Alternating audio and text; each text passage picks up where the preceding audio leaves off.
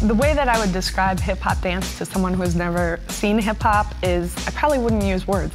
I'd probably give them a little physical description, like there's some of this that happens, boom, boom, bam, bam, boom, boom, bam. There's a little bit of this, boom, what, God, boom, bam. There's some of this, boom, boom, you know, I mean, that would be like a rundown of like all the range of movements.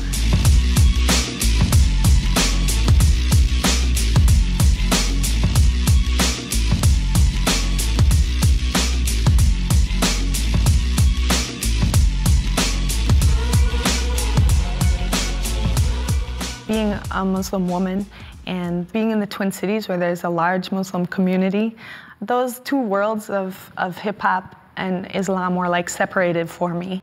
And I really wanted to bring them together. Because I've been making these really fun dances and I was playing with, you know, different styles within hip-hop and creating work.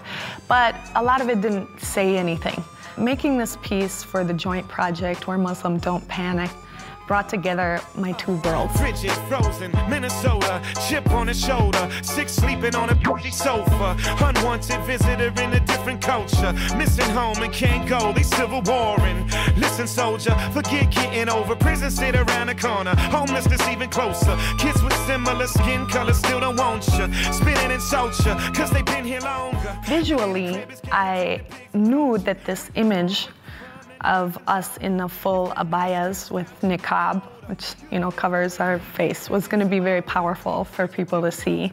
And from an artistic standpoint, very cool for popping. It looks really awesome when you pop in this outfit. And a lot of people said after they watched it, man, it looks like that movement belongs in this outfit, you know? I've been dancing my whole life since I was a little girl. I loved hip-hop from the beginning. And then I decided to pursue dance as a career. I went to the U of M and got my degree, a Bachelor of Fine Arts in Dance. I went from just participating in hip-hop to really realizing the history behind it and the importance of me as a dancer involved in this culture to really pass that on. So anyone who's taken my class in the Twin Cities knows I always talk about history. The start of hip-hop was in the Bronx, New York, during the late 70s and early 80s.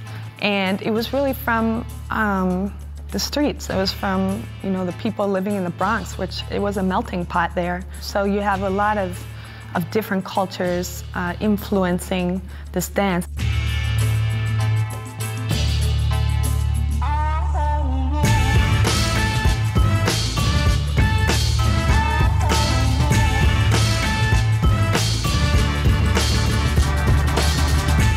Hip-hop's not just a dance or just rap or just graffiti, it's the whole culture. So with each step that you do in hip-hop, you kind of carry on that spirit.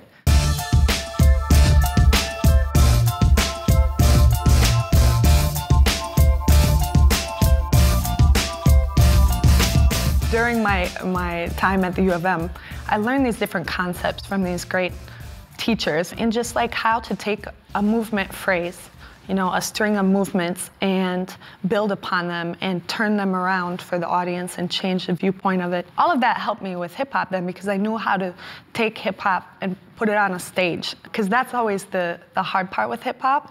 It lives in the cypher, it lives in the club, it lives in that moment. So to take it onto a stage is very difficult because you take a little bit of its soul away. This is the most difficult thing in choreographing hip-hop, is that you don't want to, you know, rob it of its like vitality, and yet in a way putting it on a stage like that does that.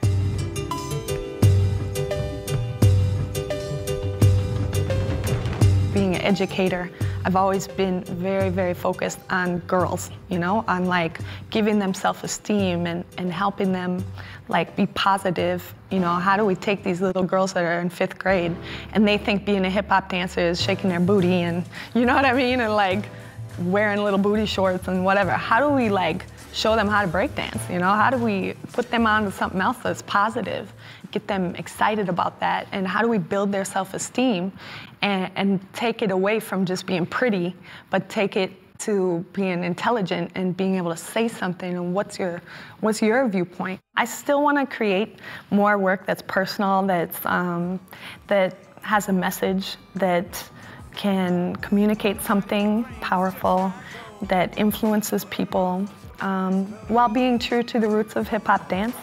I always want to be true to that. Nobody to blame, it's just how I go.